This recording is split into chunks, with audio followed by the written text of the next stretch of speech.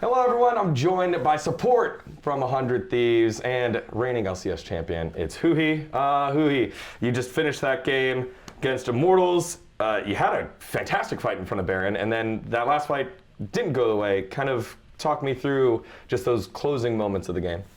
Yeah, I mean, just in general, I think the game didn't really go how we expected, even early. I think we weren't like as strong as we are normally. Yeah.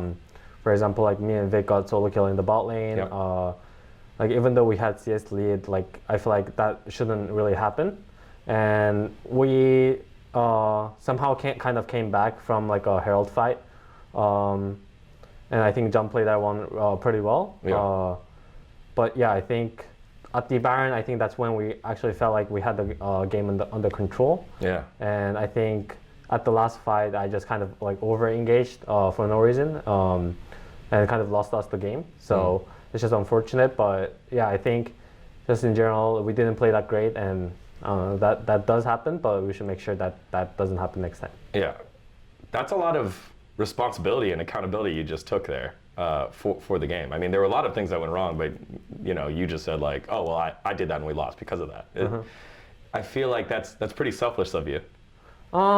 I mean, I think I'm just being kind of realistic because, like, even though the early game didn't go that well for us, and that might be like everyone's like has some kind of like accountability. Yeah. I think in the end we were in a game-winning situation, and I just took I just read the situation wrong and had a bad engage, and that kind of lost us the game. And I think that's just, yeah, me being honest.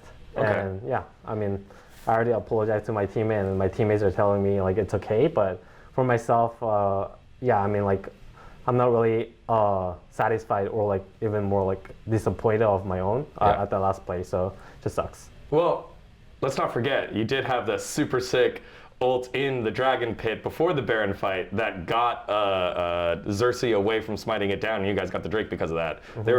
All of us were like, wow. Yes, he died, but that was a pretty cool play to get the dragon and make sure you guys were still in the game, and then your team was able to win that 4v5. So, whatever. You know how you're going to react to things, but there's a lot of times where, players will come to the conclusion like, hey, we lost there, but rarely do I see it in players like, hey, that was my fault. My bad, guys, right? That doesn't normally happen. So that was really cool that you share that. Thank you. When it comes to you, and now I get to see a little bit of that inner drive, what is the drive to continue to even perfect something like that? Because you've changed roles, you've won the LCS, you've won in your second role after a lot of failure, and now how do you stay motivated? I feel like I can stay motivated because I never got to like the goal that I set up when I started to play professional, which is like obviously I've been to Worlds a few times, but still I want to make a statement at Worlds. And yeah, like last year, like maybe like we had some upset games versus like EDG and stuff like that, but I feel like that's not enough. Like I want to get out of the groups and also like be competing for that cup, and that's been always my drive. I think especially for me and Vic, kind of want to test to be the best bot lane in the world, not only in the LCS. And I feel like there's a lot to work on there, and it's gonna be a long journey, but I think that's what drives us. Yeah, it's the beginning of the year. Like Smite top's a thing. Wait till that goes away. Then it goes back to focusing on the lane, and then you don't have to worry about Karma coming down or Janna coming down and ruining everything. What do you think of that meta, the meta that we're in right now with this Smite top, Enchanter supporter thing? I mean, as much as I respect like people researching those things and bringing it in an actual gameplay and executing it properly, like that is pretty impressive.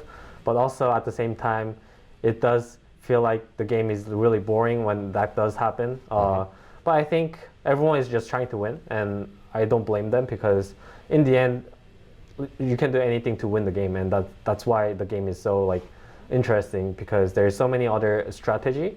And I feel like even the Smite top, like that doesn't mean that they're just gonna auto win the game. For example, like the game versus like EG and Dignitas, like EG was losing pretty hard with the Smite top, and they even almost won the game, like even later on when they outscaled, just because dGon Touch just started to split push. Yeah. I feel like there's a lot of way to around it, and you just have to learn to verse it. I try to make it akin to the lane swap meta, where it feels like at some point it's going to get solved. And so, all right, you trade the top towers, okay, you trade the other towers, okay, you have to back off and not get dove, okay, now we're A-ramming, we trade towers, now we can play 25 minutes later in. Do you feel like we can achieve that with this Smite top meta, where people are just going to be like, all right, you got me, I'll see you in 30 minutes after I scale? Yeah, I mean, there will be definitely like different styles that you're gonna play versus. Yeah, I think you can just scale in team fight later on, or like just split push forever. Yeah, I feel like people will eventually figure it out. I want to focus back onto you and your drive to being the best at your role, right? Because you've changed roles. Who are those that you follow to be like, all right, I need to do this, and these are what the best players do? I think, honestly, you can kind of learn from like players that is not that you might think you're better, even better than him, because yeah, I mean like there is so many different play style.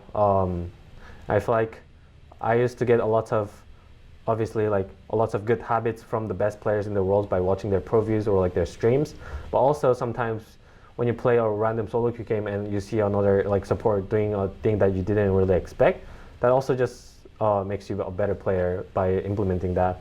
I think my like biggest example was like the early in Seoul like level 1 roam. That just came from like a solo queue, and yeah, like a guy tried it and I'm like, oh wait, I can do that too, and I just pulled it off like that. Like even in solo queue there's a lot of like treasure, I guess, that you can learn from.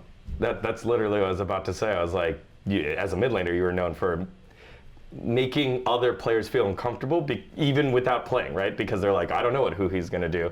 So that does make sense that you'd be like, hey, this doesn't look orthodox, but it'll make people feel uncomfortable in the lane. Yeah. When it comes to you and Vic kind of becoming the best bot lane, you said there's a lot of growth that needs to happen. What is the biggest thing that you think you guys need to work on so that you can have your name in the hat and get out of world groups and all that good stuff? I think it is the consistency, because when Vic and me both feels the best, I feel like we're not scared of anything. But for example, like a game like today, when we are like having some kind of like mistakes in the lane, or like even at Worlds when we're first started to play versus like the best bot lane in the world, like Gumayoshi Keria, Viper Mako, stuff like that, like we do play a little more safer just because of their nameplates, or like because we care who we're playing versus. Yeah. I feel like consistency is the like biggest thing that we have to work on. How do you achieve that, in your opinion? I think that is the simplest thing is like the hardest thing to really change, because it's not something that one day I'm gonna decide, oh, I want to change that, and I can be consistent the next day. I think it's just, you just have to find like, for example, like the right routine that works for you, and like kind of exclude all the outside like effects or like distractions. Distractions, so that you can make it as stable as possible. And I think that's the best you can do. Thank you for answering that one specifically. I know a lot of people are like, consistent. I'm like, all right, cool. How do you do that? Yeah. So thank you for explaining that. Huhi, thank you so much for your time today. Anything that you want to say to your fans, you could say to that one. Okay. Yeah, I mean, I think 100 Thieves fans, you guys expected us to win today, but we lost, and I'm sorry for that, but we'll bounce back and be strong in the later season for sure. All right, Jay, thank you so much, man. Appreciate it. You can catch more content here on dGon Esports. You catch him every weekend here at the LCS.